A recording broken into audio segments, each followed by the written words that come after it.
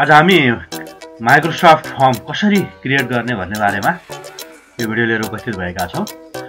How to you create and use Microsoft form easily for different purpose. अर्थात् विभिन्न प्रयोजनका लागि तपाईँ माइक्रोसफ्ट फर्म कसरी चाहिँ क्रिएट गर्न सक्नुहुन्छ र प्रयोग गर्न सक्नुहुन्छ भन्ने बारेमा यो भिडियो केन्द्रित रहेको छ।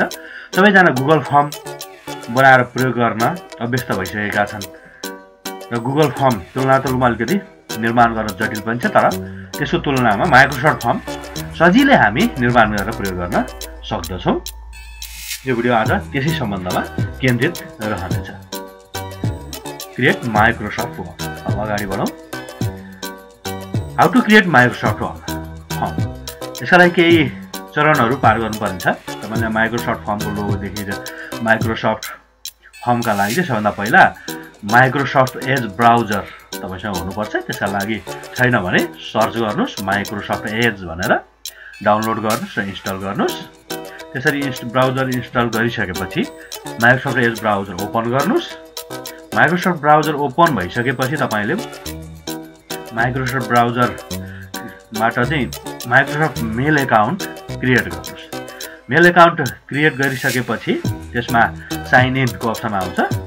तपाईँ त्यसपछि माइक्रोसफ्ट मेल एकाउन्टमा साइन इन गर्नुहोला। माइक्रोसफ्ट एकाउन्ट चाहिँ तपाईँ तल दिएको ढाँचामा रहेको हुन्छ। अर्थात् @gmail.com चाहिँ गुगलको मेल हुन्छ भने माइक्रोसफ्टको चाहिँ @outlook.com वा hotmail.com पनि हुन्छ। अगाडि नै छ भने तपाईँले त्यसैलाई पनि प्रयोग गर्न सक्नुहुन्छ। साइन इन गर्नुहोस्। यसरी चाहिँ माइक्रोसफ्ट एकाउन्ट निर्माण गरेर क्रोम ब्राउजरका माध्यमबाट तपाईँले साइन इन भइसकेपछि अनि अब कसरी माइक्रोसफ्ट फर्म बनाउने त भन्ने बारे हामी कुरा गर्छौँ। तपाईँले एज ब्राउजर छैन भने डाउनलोड गर्नका लागि देखिरहनु भएको छ माइक्रोसफ्ट एजको लोगो। तपाईँले सर्च गर्नुहोस्। सर्च गरिसकेपछि डाउनलोड गर्नुहोस्। डाउनलोड गर्नका लागि तपाईँले डाउनलोड फर विन्डोज 8.1 भनेको छ। यहाँ तपाईँले यहाँबाट आफ्नो ब्राउजरको विन्डोज अनुसार छान्न सक्नुहुन्छ। यो ड्रप डाउन एरोबाट विन्डोज छान्नुहोस् र डाउनलोड गरेर इन्स्टल गर्नुहोस्। यति काम गरेपछि हामी माइक्रोसफ्ट फर्म कसरी बनाउने त भन्ने बारेमा चाहिँ प्रयोगात्मक रूपमै अभ्यास गर्छौँ। माइक्रोसफ्ट फर्म क्रिएटका लागि अब हामी माइक्रोसफ्ट एज ब्राउजर ओपन गर्छौँ। ब्राउजर ओपन भइरहेको छ।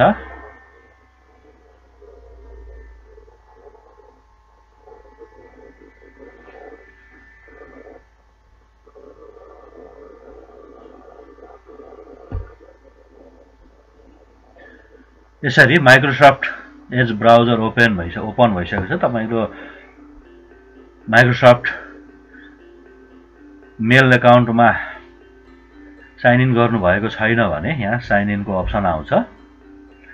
मैले साइन इन गरिसके हुनाले यहाँ मेरो फोटो आएको छ। अब कसरी फर्म क्रिएट गर्ने भन्ने बारेमा हामी लाग्छौँ।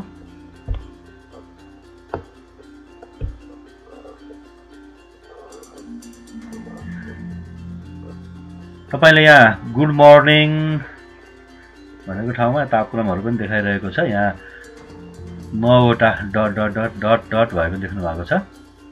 एउटा लाइनमा 3वटा डटका दरले 3 छ, 9वटा डट भएको देख्नु भएको छ। यसमा क्लिक गर्नुहोस्। यसमा क्लिक गरिसकेपछि माइक्रोसफ्टका तपाईँले विभिन्न एप्सहरू देख्नुहुन्छ। अब तपाईँ यहाँ अल एप्समा क्लिक गर्नुहोस्।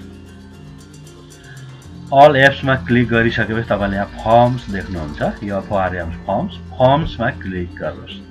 फर्म्समा क्लिक गरिसकेपछि माइक्रोसफ्ट एज फर्म खुल्छ। यो खुल्दैछ। तपाईँले यहाँ विभिन्न अप्सनहरू देख्न सक्नुहुन्छ। यसपछि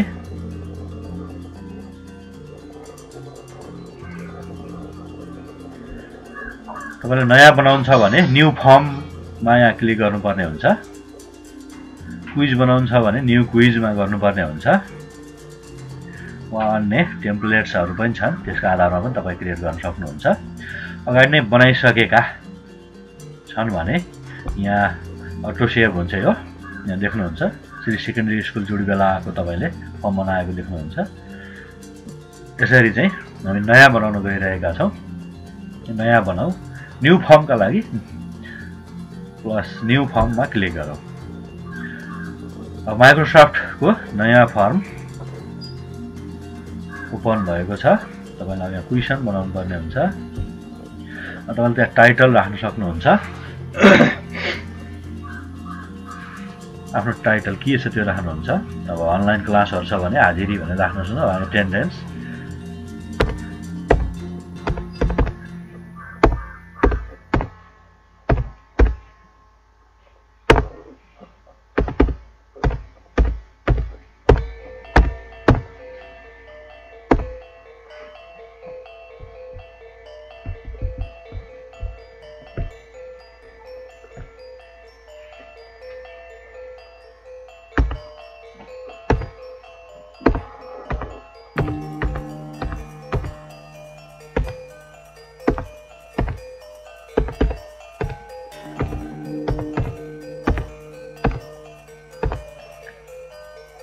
श्री महावीर जुडिबेला अनलाइन एटेन्डेन्स भनेर मैले यसको शीर्षक राखेँ। तपाईले यहाँबाट इमेज इन्सर्टहरु गर्न सक्नुहुन्छ। तपाईले यहाँ इन्सर्ट इमेज भनेर देखिरहनु भएको छ। यसको बारेमा केही डिस्क्रिप्सन छ भने तपाईले डिस्क्रिप्सनमा लेख्न सक्नुहुन्छ। विद्यार्थीहरुलाई केही निर्देशनहरु दिनु छ फर्म भर्ने बारेमा भने इन्टर डिस्क्रिप्सन भन्नेमा तपाईले तपाईले नेपालीमा लेख्न सक्नुहुन्छ। युनिकोड फन्टको प्रयोग गरेर यसरी चाहिँ तपाईले यहाँ थेम कस्तो चाहिन्छ भन्ने बारेमा थेम पनि चुज गर्न सक्नुहुन्छ।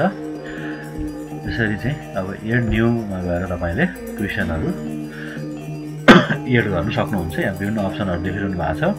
मल्टिपल चोइस वाला बनाउने हो कि टेक्स्ट वाला बनाउने हो कि रेटिङ वाला बनाउने हो कि डेटहरु राखेर बनाउने हो कि कसरी बनाउने हो त। र्याङ्किङ वाला लगायत थुप्रै सेक्सन वाला नट प्रोमोटर स्कोर लगायत थुप्रै अप्सनहरु छन्। युनिक किसिमका प्रश्नहरु बनाउन सक्नुहुन्छ। यहाँ उदाहरणका लागि म मल्टिपल चोइस वाला क्वेशन गरिरहेको छु। तपाईले यहाँ क्वेशन भन्ने ठाउँमा क्वेशन टाइप गर्न सक्नुहुन्छ। क्वेशन विद्यार्थीको नाम वा तपाईले विद्यार्थीलाई कुनै इक्जामै पनि लिन सक्नुहुन्छ प्रश्नहरु राखेर। यहाँ तपाईले क्वेशन टाइप भन्ने ठाउँमा क्वेशन टाइप गर्नुस्। के हो त तपाईको question. Input your question title here भन्ने ठाउँमा तपाईले क्वेशन राख्नुस्।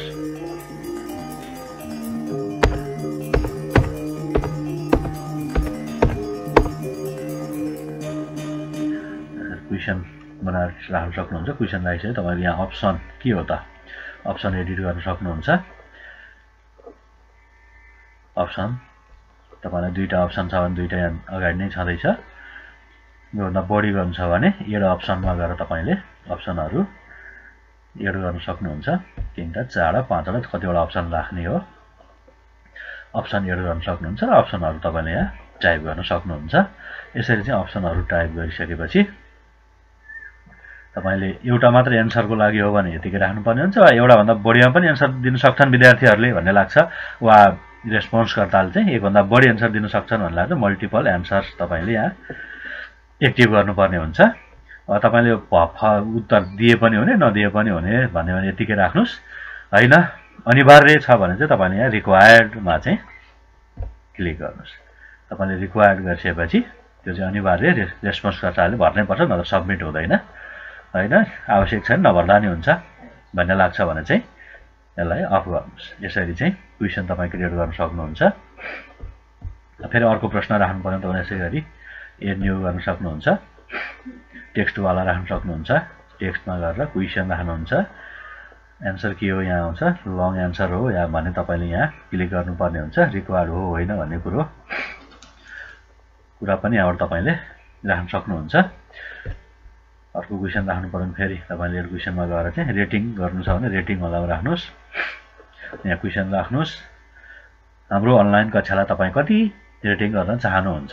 तपाईले यहाँ लेभल राख्नुस् कतिवटा स्टार राख्ने हो भन्ने कुरो 5 स्टार राख्ने 5 चुज गर्नुस्। सिम्बलमा पनि चेन्ज गर्न सक्नुहुन्छ। यहाँबाट तपाईले नम्बर राख्ने हो कि स्टार राख्ने हो, र नम्बर राख्ने हो यहाँ नम्बर आउँछ नत्र स्टार आउँछ। यसरी चाहिँ तपाईले सजिलै गुगल फर्म को जस्तै भन्दा नि सजिलो गरेर चाहिँ माइक्रोसफ्ट फर्म क्रिएट गर्न सक्नुहुन्छ। अब यहाँबाट तपाईले विभिन्न किसिमका प्रश्नहरू निर्माण गर्न सक्नुहुन्छ। प्रश्नहरू निर्माण गरिसकेपछि तपाईले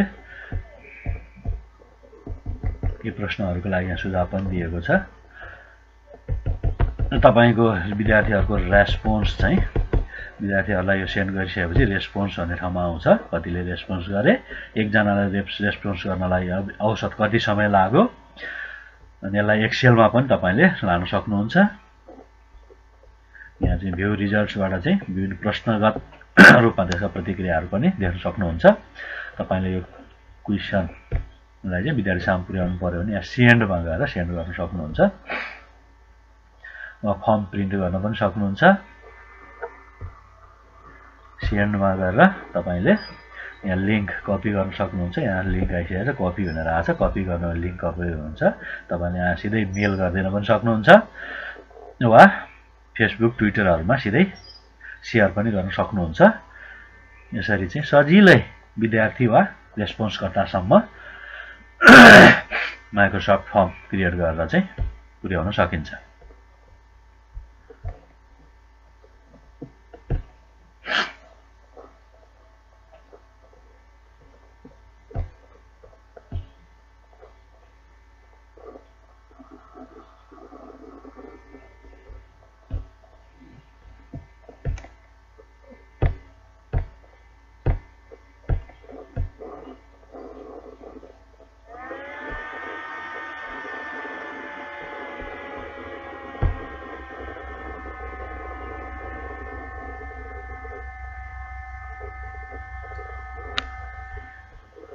तपाईले देखिराख्नु भयो।